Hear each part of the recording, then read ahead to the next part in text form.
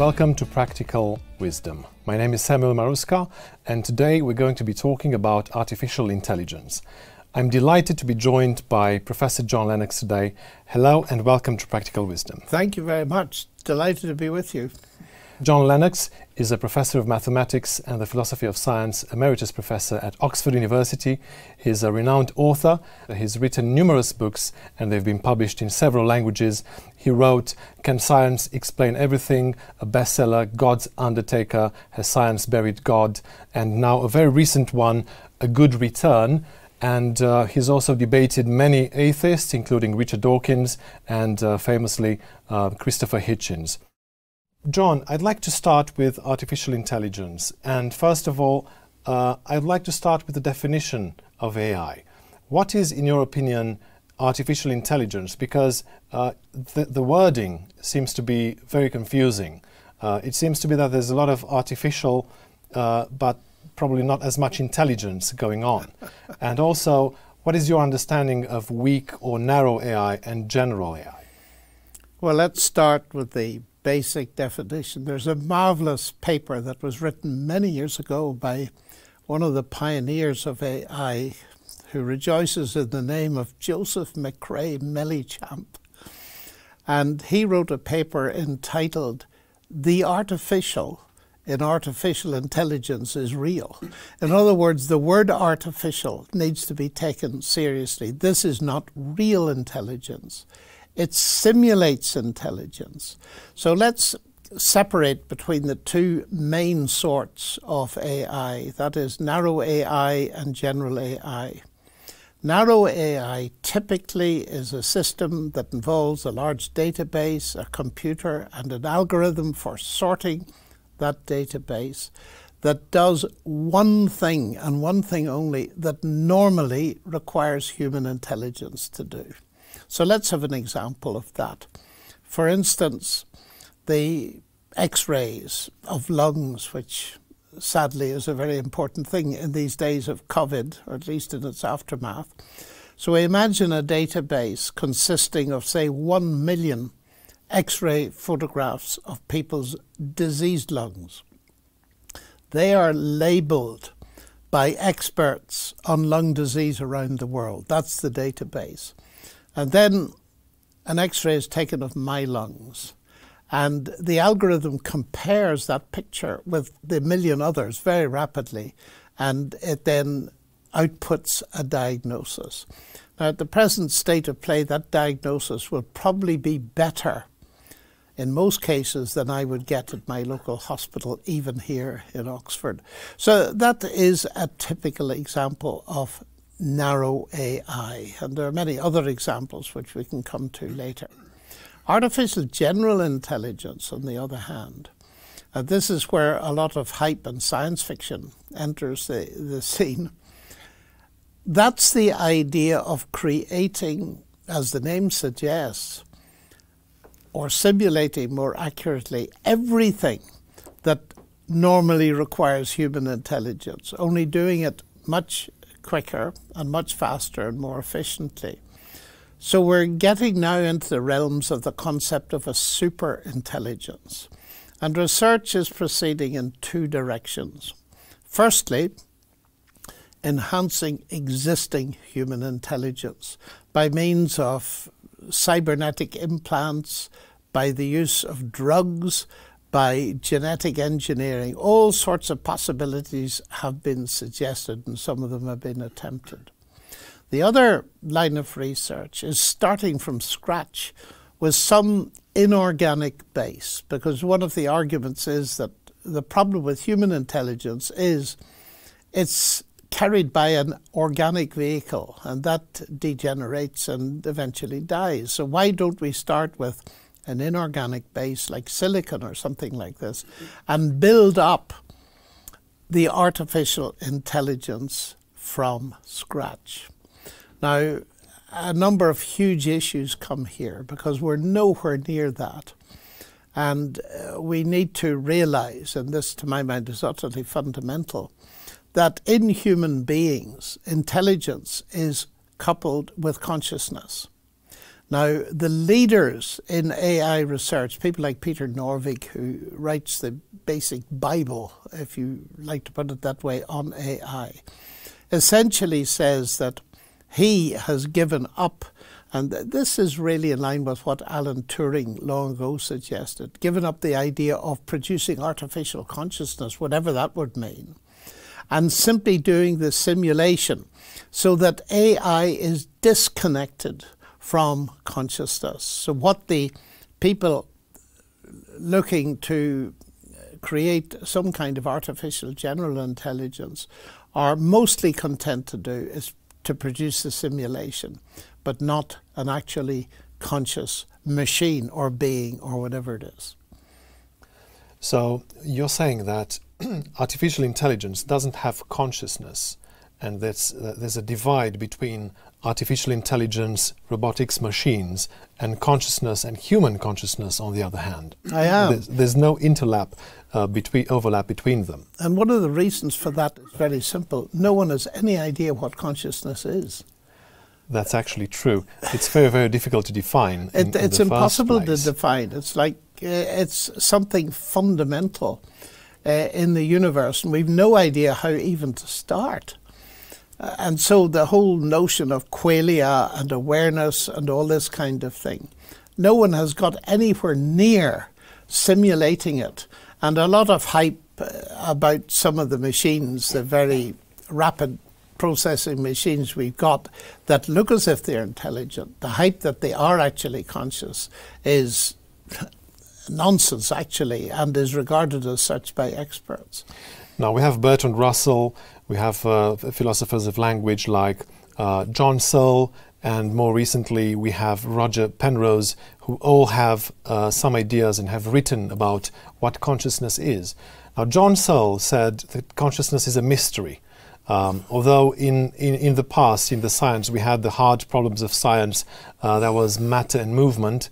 Nowadays, it seems that consciousness is becoming a bit of a problem for scientists to explain, but no one really understands what it is. So Sir Roger Penrose said he's explaining consciousness from a quantum mechanics perspective, which is a very interesting one, and he's saying if you want to know what it is, first we need to understand how we can switch it off and how we can switch it back on again. Whereas John Searle, on the other hand, is looking at it philosophically. And he argued, and this just goes back to your point on machine consciousness and the fact that machines can't think. He devised this Chinese room argument. What is the Chinese room argument? And do you agree with John Searle's interpretation and take of weak AI? Well, John Searle is very interesting, and of course Roger Penrose is as well. It may be that consciousness involves quantum mechanical aspects we just do not know. And any speculation is worth having, especially when it comes from a mind as bright as his, because in my book he's one of the brightest mathematicians around, so always worth taking very seriously. But John Searle's idea is that you could mimic consciousness in connection with the Chinese language. That the idea is that you have this room and it contains all sorts of tablets on which instructions are written in Chinese characters. And the person in the room is, for example, fed a question written in Chinese from outside. He doesn't understand Chinese, but he's got rules that deal with what he sees in front of him in terms of symbolism. So he goes to the appropriate box and takes out what the instructions say is related to that, and he passes it out through the window. And the person outside is satisfied with the response and thinks that the man inside understands Chinese when he doesn't understand a single word of it. And therefore, what Searle was doing there was, in a sense, suggesting that the Turing test is not sufficient to establish consciousness. Alan Turing's idea that if a computer could convince a person interacting with it that it was human, then that was enough. It had passed the test and therefore could be regarded as conscious. And Searle showed that that is not true. And of course, people have then tried to ratchet up the Turing test and develop other versions of it. But there's always this elusive, what is consciousness question? And until we've got better answers of that, I think the quest is virtually hopeless, which is why, as I said earlier, many of the leaders in AI have given it up. Because for practical purposes, in terms of the world economy and doing things, you don't need consciousness, provided what you're doing is what normally takes a conscious person to do. And there have been huge developments in that direction, but none of them goes anywhere near consciousness. Now, going back to what you said about Alan Turing, he wrote this famous paper in 1950 about machines and whether machines can think. Yes. He also wrote about the imitation game Yes. In that paper. Now, is artificial intelligence simply imitating the human brain? What about artificial intelligence? I think the key there, possibly, if I understand your question correctly, is that so far AI is based, as has been pointed out, particularly by Penrose and others, on the concept of an algorithm. That is a very sophisticated, maybe, set of rules. And a lot of us in school learned the Euclidean algorithm for finding the greatest common factor of two numbers, that kind of thing. Penrose, I think, and I find his argument persuasive, says that there are things that the human brain or mind can do, and that's another debate within this. Is the brain the same as the mind? Can do things that are not algorithmic.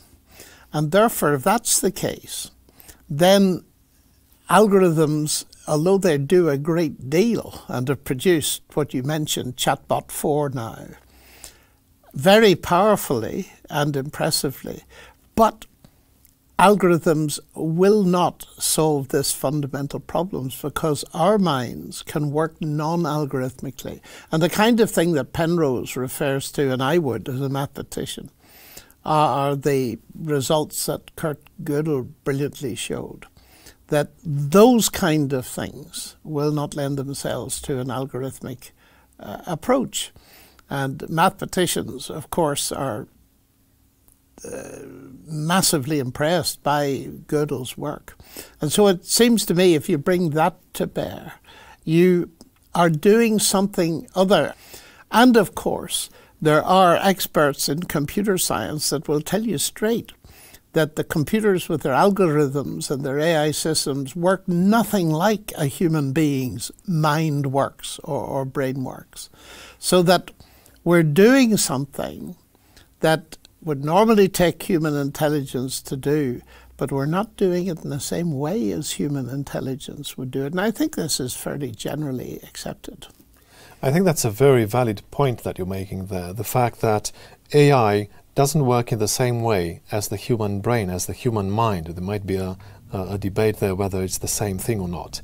But you say it's different because our human mind is not algorithmic. So in that respect then, it seems to me that most AI language uses words like neural networks or intelligence or deep learning and so on. Now, this seems to me to be more like describing a brain function, but it's quite different. The brain works quite differently. So a neural network in artificial intelligence, the word nodes is used rather than a neural. So it works on different layers and it's all algorithmic, whereas the human brain works in a whole different way. It has around 100 billion neurons, and each neuron has several thousands of synapses or connections. Correct. And in children's brains, the neurons are even better developed, and actually they don't have the connections, but they're building connections up to the age of 2 at a rate of 700 connections per second, neural connections per second. So the brain, the human brain, works very differently to a neural network. What is a neural network? Well, let's talk about language, which is your speciality, I believe. I am concerned about this highly anthropomorphic language that's used because it's very misleading.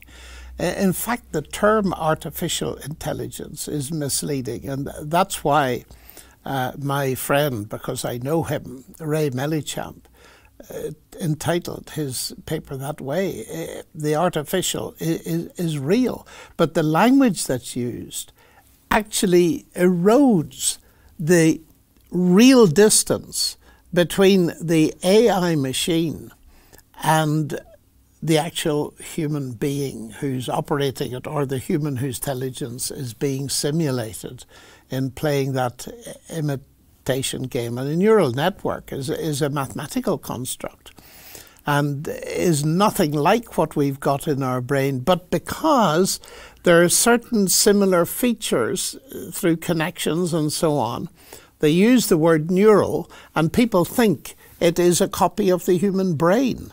And of course, it's nothing like that.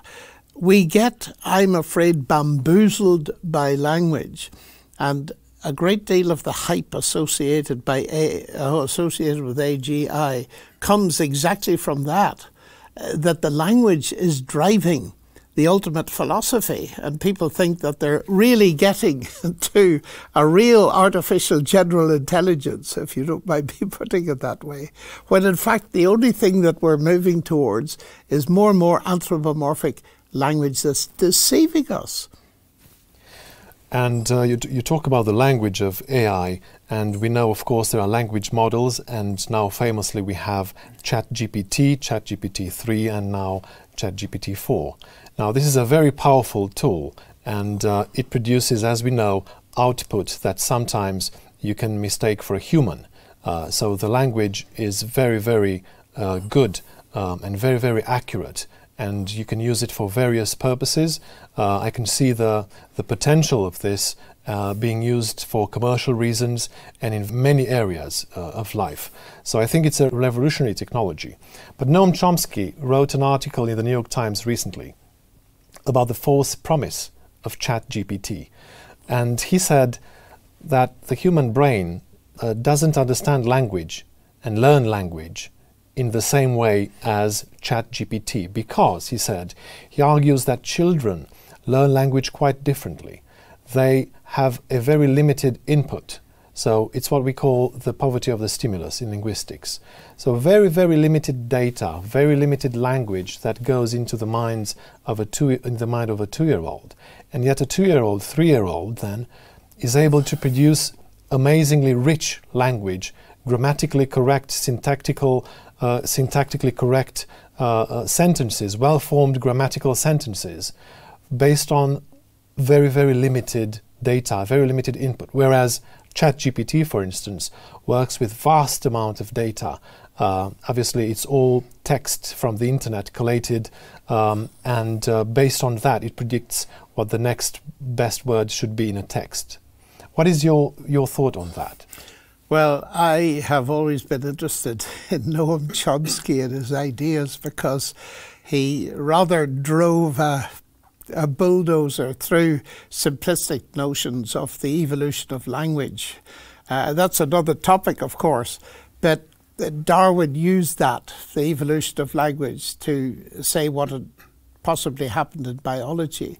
And Chomsky came to the viewpoint that there must have been an explosion, like the Cambrian explosion, in language because of this amazing facility that children have, and he's always worth listening to. I had him on the show. Had you really? Yes. Oh, that's fascinating. I must listen to that. I'd love to, because he's one of the people that has influenced me in my thinking. He, in what you say, I read the New York Times article, and I sympathize with it. ChatGPT-4 is impressive when it doesn't have to be creative. And it's very capable of making mistakes because, of course, it is not understanding what it puts out. And that seems to be the crucial distinction. There is no understanding. And it is known, even in its latest iteration, to make up things where it doesn't have an answer, which are completely fallacious. And it is going to be very useful for writing things like sports report or O-level essays, maybe even A-level essays. I think the latest is that ChatGPT-3, is it passed a second-year medical exam in the United States for doctors. There's huge risk with it, and I think it was in yesterday's Times, maybe today's Times, they were talking about the huge potential for fake news coming out of ChatGPT-4. And if you couple that together with the fact that AI systems can make you visually say anything they want you to say, the potential for spreading misinformation is absolutely colossal. And of course it will be weaponized. There are great dangers there. It's very interesting, actually. I was doing a seminar with a number of senior teachers in further education colleges in the UK, and I raised this question. I said, how many of you have stopped your students writing essays? And several hands went up. How many of you think students should be allowed to use this? And several hands went up.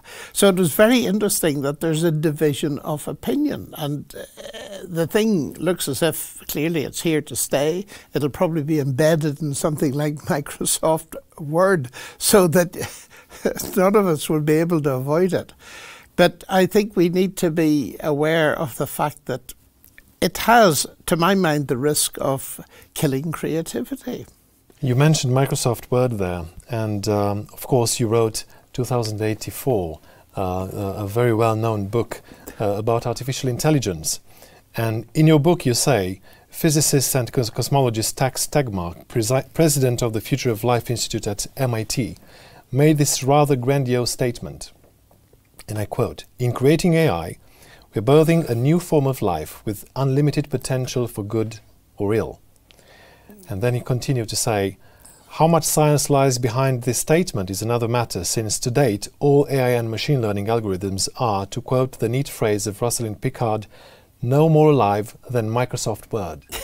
That's right. And I think Rosalind's right.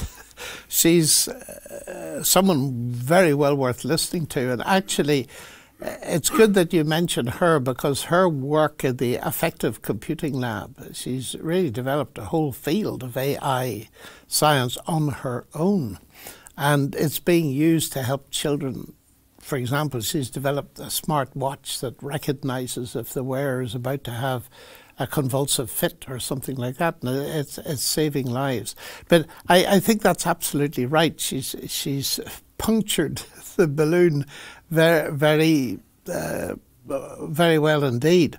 Tegmark, of course, is one of these people who tends to make very grandiose statements, and he's the one who produces these futuristic scenarios of how a superintelligence will be created and take over the world, which is something I mentioned in my book. And if you don't mind me saying so, that book is about to be revised. There's so much been happened since I wrote it only 3 years ago that the publishers asked me 2 weeks ago, would I produce a revision? But I've been working on that for the last 3 years anyway, so it should be ready fairly soon. I'm very much looking forward to reading the new edition, and I appreciate that this field is developing very, very quickly, so you will have lots of new material in there. I look forward to that.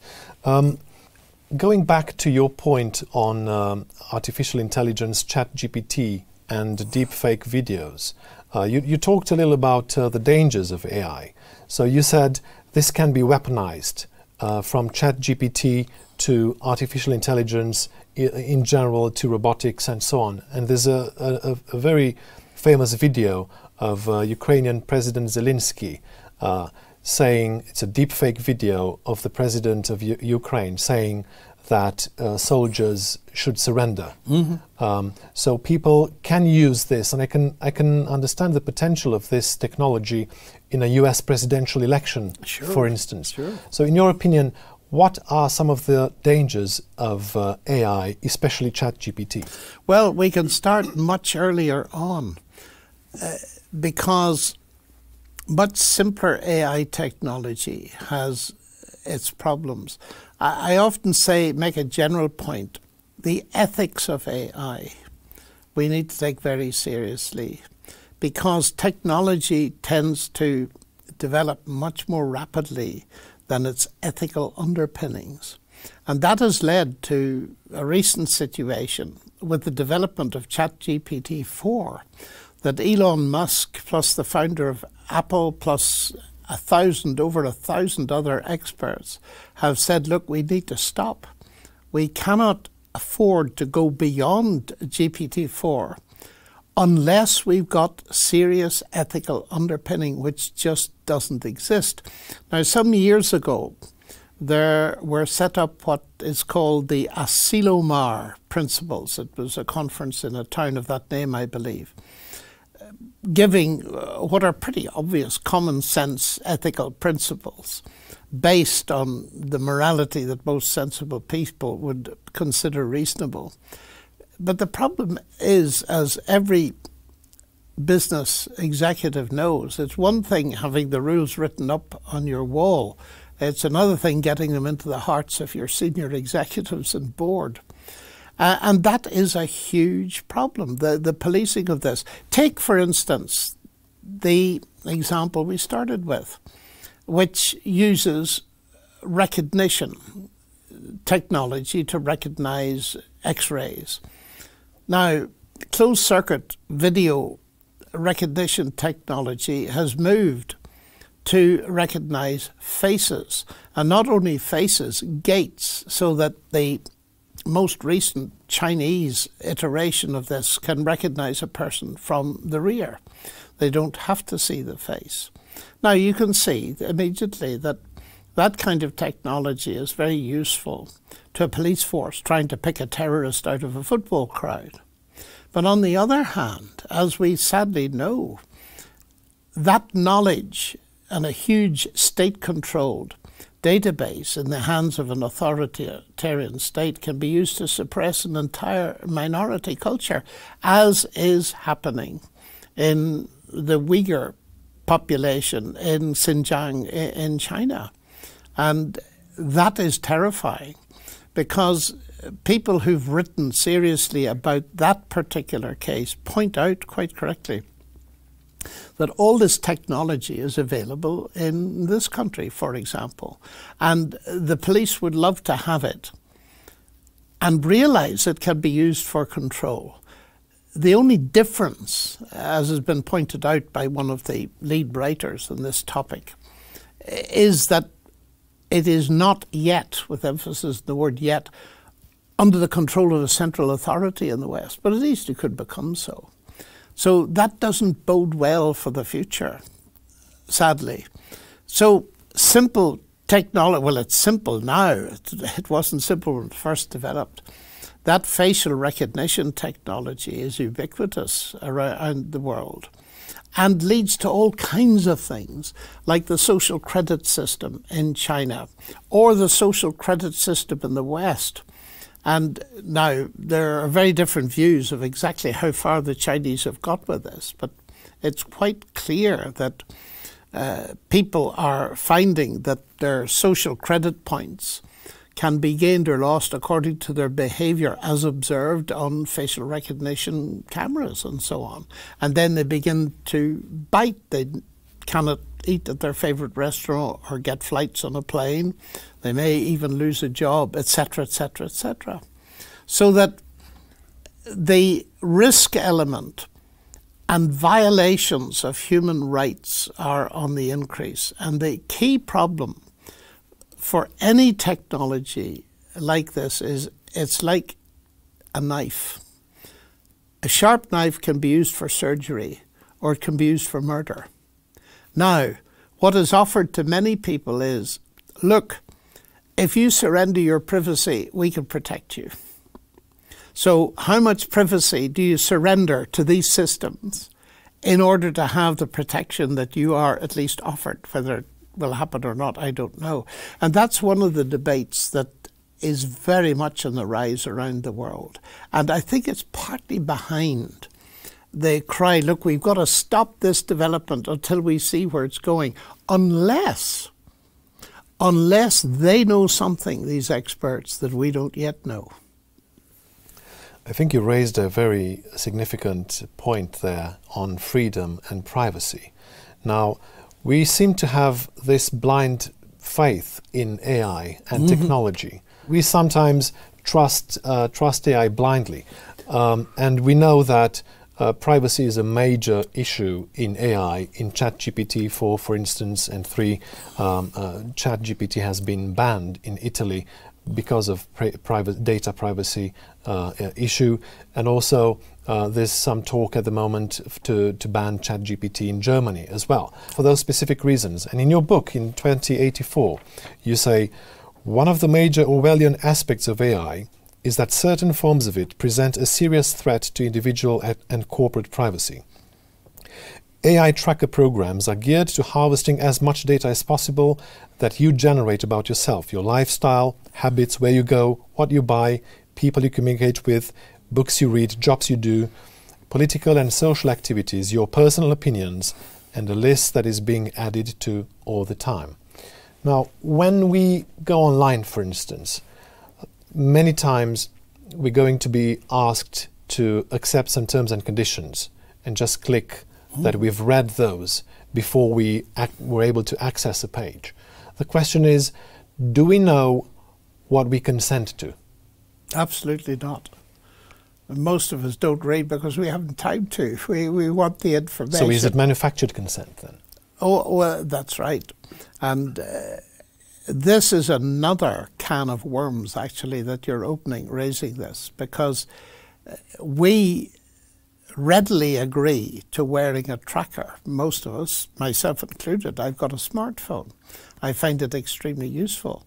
But it is recording where I am. It may even be recording all that I say.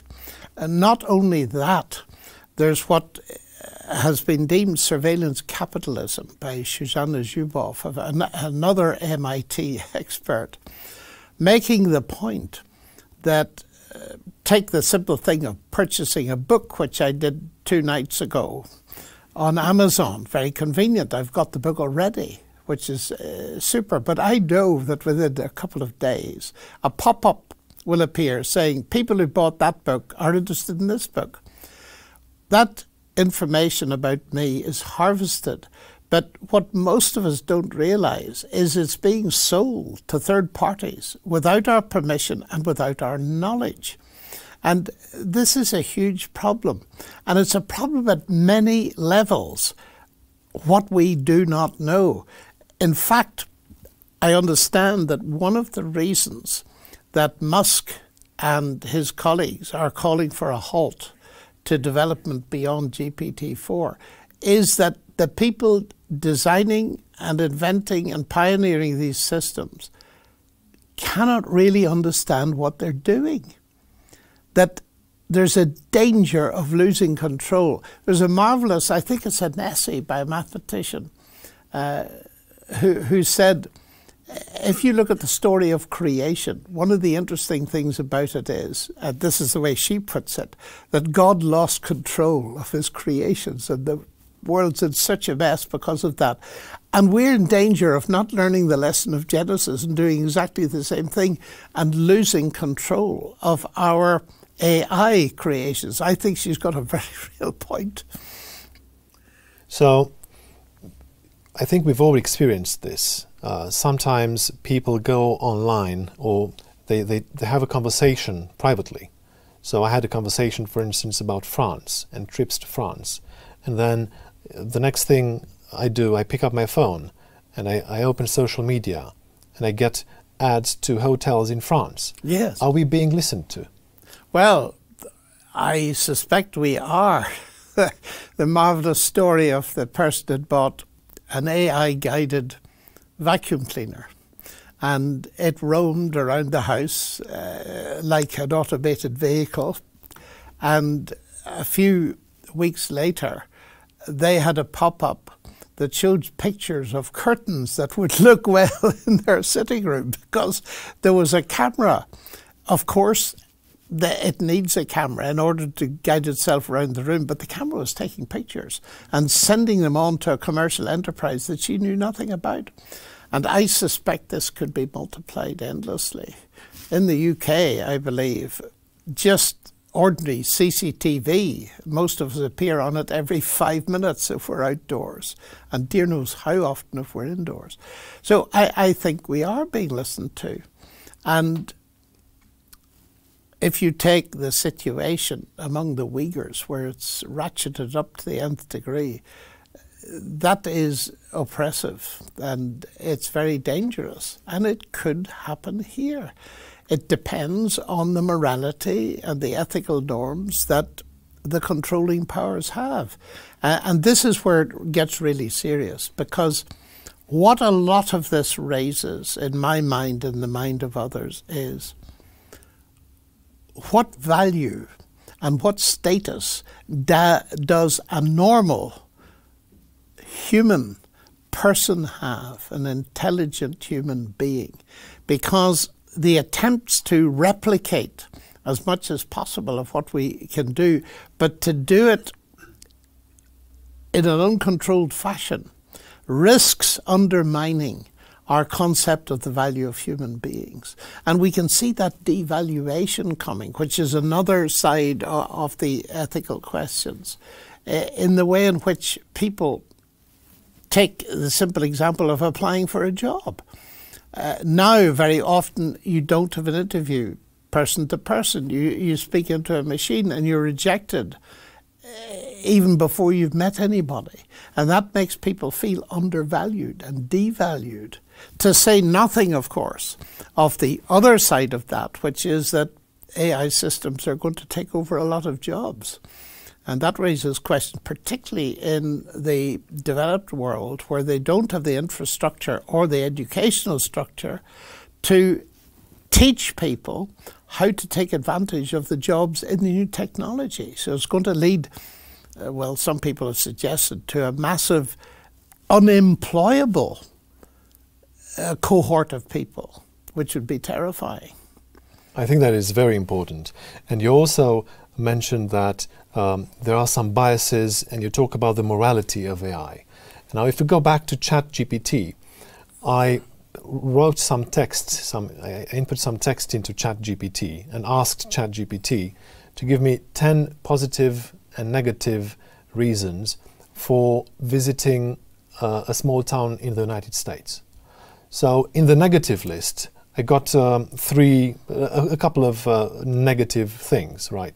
So I've got things like low employment rate, not much of a nightlife in that town, conservative values, and others. As negatives? As a negative. I was surprised to see conservative values as a negative given by ChatGPT. So the question is, John, in terms of the morality of AI, how is it that someone else's values from Silicon Valley are to be imposed onto someone from the countryside, from a village, from Bangladesh? And why are those values better than another person's in another area in the world? Well, they may be much worse. And I think that puts the finger on it, that all of the AI systems, and the more sophisticated they are, the more likely they are to enter into the ethical situation. Those systems have to be programmed. And inevitably, if there's ethical programming, simple example is the self-driving car, that it has to make the kind of choice that's often put to students of ethics, the switch tracks dilemma. If the car is coming down the road and its sensor picks up an old man with a donkey in the centre of the road, if it swerves to the right, it's going to hit a line of children, and if it swerves to the left, it's going to hit a bus full of old age pensioners. It has to do one of those three things. Now, the programming will reflect the ethical viewpoint of the programmer. And we live now in probably the second generation of people who, in the West, have no shared ethical worldview. And that's why I say very often to people who are scared of AI, which is another topic, I say to the scientifically minded, look, we need people in there who are doing really good research like Professor Pickard, but also who've got ethical roots themselves, who can sit at the table and contribute to the direction in which things are moving. Now, there's a knee-jerk reaction in Elon Musk and other people like him, and one can appreciate it. At least somebody's saying stop. But the grounds for that, because the philosophy on the other hand, and it's the philosophy that worries me most, and it's been around for a very long time, if it can be done, it must be done. That's the scary philosophy. And when vast sums of money are involved in it, you think of the billions that are now being put into AI, when it was just a trickle a relatively few years ago. In fact, AI nearly went defunct for a while. It shows that there are fortunes to be made and lost in this area. And money creates huge pressure. It's not a moral pressure, but it's a pressure on people. So we could be in for a pretty scary time, actually. So there are things to fear, which is one of the reasons why in my book I took the risk of opening up the Christian perspective in all of this, to see actually, do we have anything that indicates where we should go in this? Now, of course, the big question is, what should we do about it? That depends entirely on who we are. The average person who's using a smartphone has no input, or virtually no input, apart from refusing to buy the thing, into the general ethical underpinning of this. But there are influencers, serious people, and we need all the help we can from ethicists and philosophers and folks like this, who will stand back from the whole thing and say, like Musk and co, hey, stop, we need to sort something out before we go further. Because we're actually now, for probably the first time in history, on the edge of a technology that we don't really understand. And it could run amok in some way or other. It's interesting you brought in Christianity there, and of course you talk about this in your book 2084. Now, in terms of ethics, John, can we have a robust ethics of AI outside of the idea of God? Well, I would actually challenge the idea of having any real ethics at all outside the idea of God. One of the writers that has influenced me to a certain extent, I spent a lot of time in Russia, is Fyodor Dostoevsky. And in his famous novel, The Brothers Karamazov, he has this famous statement, Если Бога нет, то и всё позволено. If God does not exist, then everything is permissible. Now, of course, he didn't mean that atheists can't behave. Of course they can. From where I sit as a Christian, every man and woman, whether they believe in God or not, is a moral being. And therefore they have a moral base, which is ultimately, whether they believe in God or not, attached to God. What Dostoevsky meant was, there's no rational base for morality if you don't believe in God. Now that brings us directly back to Nietzsche, I think, who, hugely influential, I think, stands behind all this, because he was a serious atheist. And he saw that if people rejected God, then the morality, to say that they are keeping a Christian morality just doesn't make sense.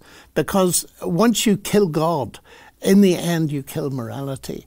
And the more I read of that, the more sense that makes to me philosophically. And it's hugely important, but people cannot see it. And they keep on saying, well, of course I can be good without God and all this kind of thing. And in a sense they can, but that's only because, as creatures of the living God, they have an inbuilt moral compass. But of course we can suppress that to such an extent and teach people that it doesn't exist until they begin to believe that. And then we see the world as it is today, where morality gets relativized. The UK government is investigating how best to regulate the AI industry and AI in general. And there's been a report, a white paper, that was proposed at the end of March, titled A Pro-Innovation Approach to AI Regulation, in which the government is proposing five main pillars that they want to tackle and regulate AI in general, including they're approaching fairness and making it accessible and safe for everybody. What aspects of AI do you think should be regulated first? Well, those are the obvious things, and you'll find those in the Asilomar principles. What rather has taken me aback is that the UK is not taking regulation as seriously as some other countries. And there's been quite a cry about that. Why aren't we doing more about it? So I haven't actually read the details there. Again, the difficulty is any of us can sit down and think of basic moral principles if we got any ourselves. It's the implementation's the problem. How do you get a rogue state to listen? Well, they won't. And historically, it's interesting that for example, Hitler made agreements and treaties in his political infancy, but when he got the power, he tore them up. And the problem, in a nutshell, is one of the reasons I did a degree in bioethics, was to try to get down to the fundamental question. And I discovered in all areas, in law, in business, in medicine, etc., the question nobody wants to answer is, who said so? The question of a child at school, who said so, miss? That is the key question. Whose authority? And of course, the kind of utilitarian ethic that is trumpeted today by people like Peter Singer in Australia and so on is brilliant if you've got equal centres of power. Because if you have got to, for example, divide ice cream among 20 children who are equal centres of power, you better do it equally or you'll be in trouble. But if you come up to Hitler and say, well, you ought to do that, and you say, well, what will you do if I don't? He's got all the power. And that is the problem. If one centre of power has it all in their hands, where will you get the oughtness from? And as David Hume, much as I disagree with him on so many things, long ago said, you cannot get an oughtness from an isness. And that is the problem, I think, philosophically, that many people are facing, though they don't realise it. You mentioned children, John, and I want to ask you about AI and children. Yeah. Now, when I grew up in Eastern Europe, I didn't have any technology. There were no screens, of course. And we know that children learn language in a certain way. We know that language is not accessible to the consciousness, and a lot of language is internal language. So what goes on in our mind is not accessible to the consciousness. So when I choose to say one sentence and not another, I do this unconsciously. Mm-hmm.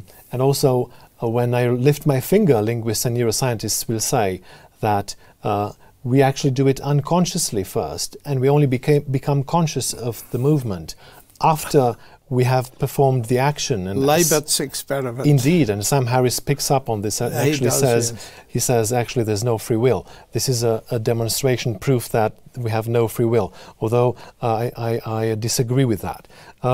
So we don't know quite yet what happens in children's mind and how AI affects and impacts on children. And we've been using AI for a while now, and Google, YouTube suggestions, all of these algorithms, all of these suggestions and prompts that we get guide us in a certain direction. And if you're not careful enough, you may be tempted and guided to think and choose some things that you may not have chosen in the first place. Mm-hmm. So how do you think AI will impact children development and education, especially in early years going forward? I fear because even without AI, what I have lived to see, and I grew up like you in a world here in the West where there were no screens, and we didn't have a television for a very long time, so I've grown up to live with this. What I fear is that our children at the moment, and it's highly controversial, but are being taught stuff about their nature as human beings and their sexuality that I feel is explosively dangerous and is confusing them. So long before you get to AI, now I would have a little question there as to whether this stuff that's being pushed at them is actually written by Chatbot 4 or something like that. Where is this coming from? Because there seems to be almost of undermining the concept of humanity that I would find acceptable. In other words, the concept of human beings that has been dominant in Europe for centuries, but of course has been set aside. And going back to your earlier point, the European Constitution doesn't even mention God. And I think that worries me. And I can't say much more about that, but I think there's one other element that we possibly need to discuss, if you don't mind, and that is the whole question, the transhumanist agenda. You see, that will start with children. How can we modify children? And here Harari is very influential, Yuval Noah Harari, and that concerns me greatly because it's so age-old. His second book, Homo Deus, the man who is God, that's a very ancient idea. And we see it throughout history, right up into modern times in Eastern Europe with Albania, for example.